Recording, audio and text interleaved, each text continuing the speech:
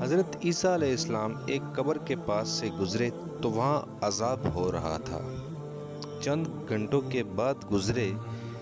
تو وہیں رحمتوں کا نزول ہو رہا تھا۔ تو حضرت عیسیٰ علیہ السلام عرض کرنے لگے، مولا میری مجال نہیں کہ میں پوچھوں، لیکن چند گھنٹے پہلے یہاں عذاب تھا، اب یہیں کرم ہو رہا ہے۔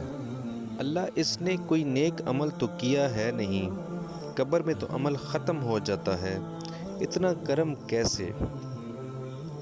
تو رب کریم نے فرمایا کہ بندہ بڑا گناہ گار تھا، پاپی تھا، سزا کا حقدار تھا، اور جب انتقال اس کا ہوا تو بیوی اس سے پہلے حاملہ تھی، اور اس کے انتقال کے 2-4 مہینے بعد بچہ پیدا ہوا،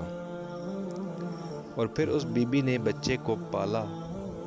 اور آج 4.5 سال کا جب بچہ مکتب گیا ہے تو استاد نے بسم اللہ شریف پڑھائی ہے، اس کے بچے نے طوطی زبان سے کہا بسم اللہ الرحمن الرحیم، اور مجھے حیا آ گئی کہ اس بیچارے کو ابھی لفظ ادا کرنے بھی نہیں آتے، اور زمین پر بیٹھ کر یہ طوطی زبان سے مجھے رحمان اور رحیم کہے، اور میں اس کے باپ کو سزا دوں۔ اس بچے نے ایک دفعہ بسم اللہ پڑھی اور میں نے اس کے باپ کے سارے گناہ معاف فرما دیے۔